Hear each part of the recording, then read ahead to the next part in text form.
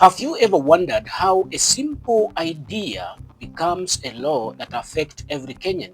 Whether they are rules about schools, roads, health, or any other thing, there is always a clear procedure that every law must follow. So in this video, I will take you step by step through how laws are made in Kenya so you understand how decision that shapes the future of our country really happens.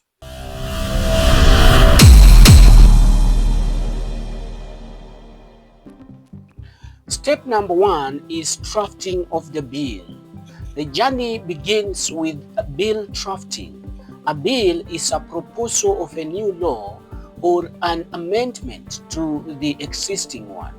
These bills always comes from the government through ministries or the cabinet, or sometimes they come through particular member of parliament in what we call the private member's bill.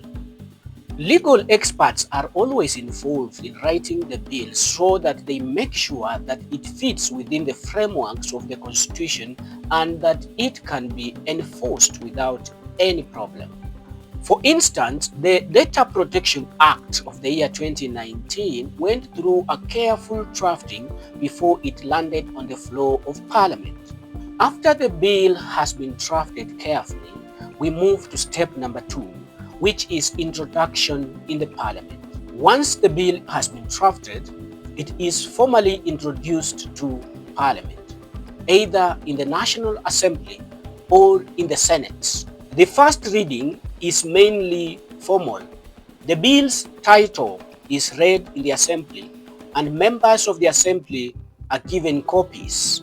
There is no debate at this time because the bill is just entering officially into the law-making process.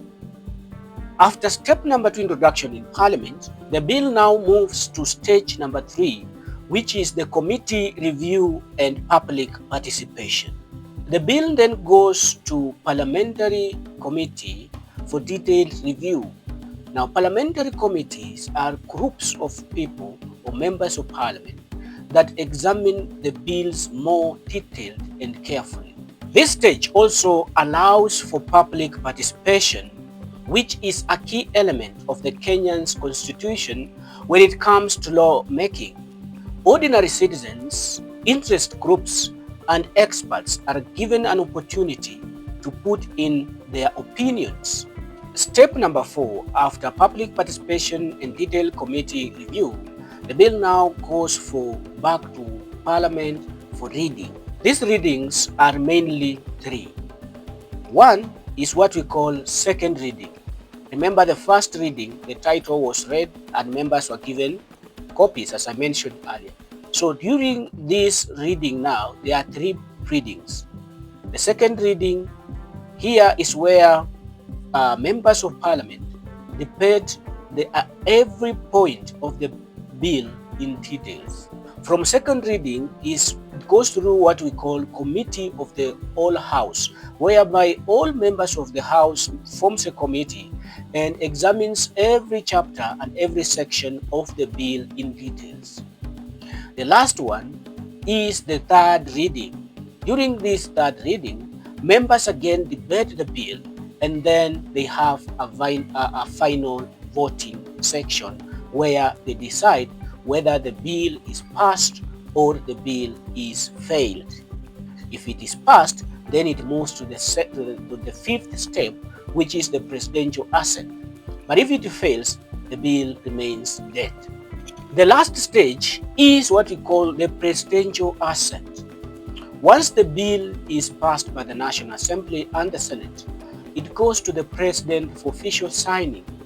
If the president signs, then it becomes an act of parliament and is now enforceable as part of the laws of Kenya and can affect you and me in many ways.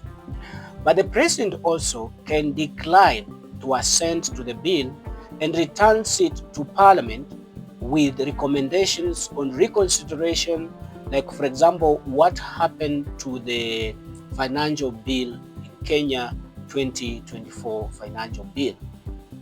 where after the Gen Z demonstrations and the bloody parliament scenes, the president decided not to assent to that financial 2024-25 financial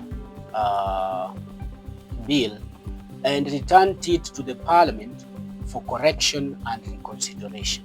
And so that is the step-by-step process on how laws are made in Kenya, simply from an idea to drafting of the bill, to committee reviews, to readings in both houses of the parliament, to voting, to presidential assent, and now becoming a parliamentary act and a law that affects me and you. Laws guide how we live, work, and interact. So understanding this step-by-step process is important to all of us. If you have learned something new today, make sure that you like this video, comment, and subscribe to this channel for more educational content.